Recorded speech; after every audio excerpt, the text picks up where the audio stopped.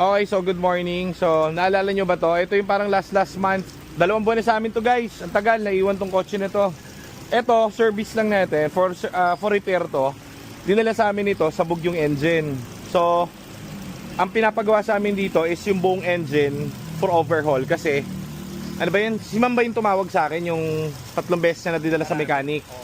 Ang laki na ng ginastos niya rito. Hindi sa amin, guys, ha. So, nabili niya sa labas to, then 3 mechanic na yung tumira. Ang problema, lahat sira pa rin. Sira pa rin. So si Ma'am yun, di ba yung bumabiyahe tayo tapos tumawag, sabi, "Sir, tulungan niyo ako doon sa piyesta ko." Taga si Ma'am, Tiga Qatar. O, shout out kay Ma'am Qatar. Si Ma'am Qatar ang tawag namin dito sa shop kasi ina-update namin 'yon eh. So ang ginawa namin dito, guys, buong engine overhaul. Kasi nga sabog-sabog eh. Kumbaga talagang hindi ganung tumakbo. bandar pa yun. Oo. Ngayon, ang problem ganito. Kaya sa tumagal kasi lahat ng scope dito sa kotse kinuha na namin. From electrical, mechanical, lahat na, ewan ko. Ang dami. Kung bakit? Kasi itong engine, di ba, binuo na natin. Okay na yung engine niya. All working. Mabilis lang yung engine, di ba? Para mga 3 weeks, tapos na natin yan eh. Ang problem namin kasi, guys, ang mahihirapan kami kung paano i-trace nung mga unang gumawa. May mga komplikasyon. Oo. So yung, kumbaga, engine, easy yan sa atin, hindi tayo magkakamali sa engine. Ang problem kasi, nung okay na lahat ng engine, yung mga pinagkakabit doon nung mga gumawa, ang hirap i-trace. Kasi, kunwari, itong computer box, sira-sira. So, hindi na natin scope yan kasi sa electrical yan. Pero, hindi naman natin siya pwedeng i-release na sira-sira pa rin. Na kumbaga, yung mga parts na nakakabit, sira. Ang mangyayari sa kanya, masasayang yung ginawa naming engine.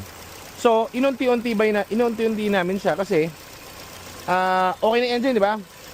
Chinek out namin nung tumatakbo na, trani, di ba? Transmission. Gumaganon, guys. So, tuk.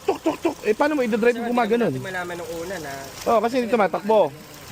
So, para hindi na pamahal yung kliyente, sabi ko, kumuha ka na lang ng shift fork natin dyan. Meron kasi tayo, guys, di ba, ang SOP dito kapag nakakabili kami. Kunwari ito, dumating. Bago o hindi, papalit yan ng bago. So may natitira sa aming mga shift fork na, ang tawag dito, bago pa, almost new, di ba? Minsan kapapalit lang. Pero ang SOP, papalitan pa rin ng bago eh. So ibababa pa rin yan. Sabi ko, bigay na lang yung shift fork doon sa kanya para hindi na lumobo yung presyo. Tama?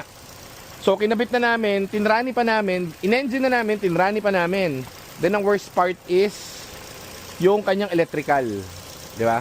Yung electrical dito napaglaruan nung gumagawa kasi daming pinagdikit-dikit, ang daming kalaban namin dito. Ayaw mag-on ng fan. Ayan ayaw mag-automatic. So lahat yan well documented dyan, step by step pinapasend namin dun sa may-ari. Kaso lang wala kaming magagawa, guys, kasi hindi sa amin galing tong unit eh. Ganun kahirap kapag ka nakabili ka sa labas, hindi mo alam kung ano yung history. Hindi mo alam kung ano yung... biruin mo, kunwari engine, ginawa mo na. May problem pala dun sa gano'n. May problem pala sa gano'n. May problem sa wiring. Mahirap i-trace kapag ka... Dapat dyan, ang pagdadala nyo, isang mechanic lang. Para alam nyo na yung history. Parang katulad nito. Pansinin mo yung mga yan. Pansinin mo yung mga kotse dito.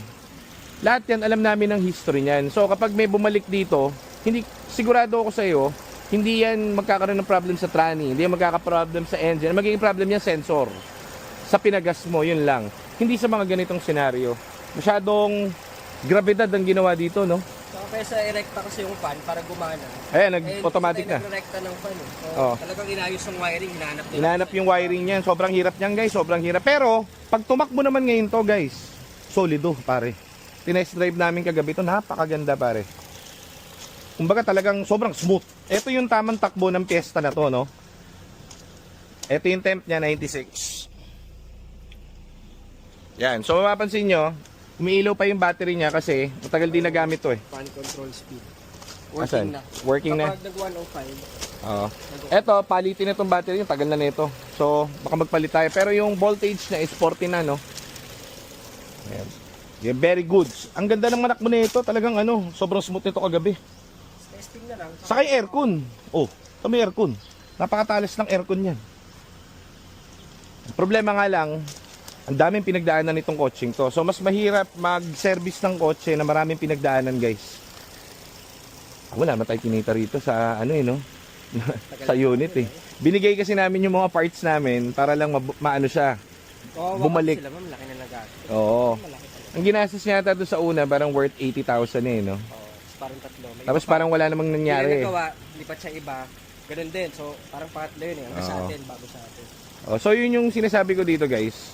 Hindi namin tatantanan yung kotse hanggat hindi all okay yung system. Kasi sayang yung engine na ginawa namin. Kung may problem yung wiring, yung problem yung computer, may problem yung ganto, i-release talaga natin yan. Yung gagamitin mo na lang. O, yan ang kwento. Kaya dito kayo bibili sa GTA, okay? So, ayan ang kwento ni Ma'am Qatar. Ma'am, ready na yung kotse mo. Pine-prepare na namin. 3 araw na nakabukas to. Re-release na natin baka this week. Okay? Thank you.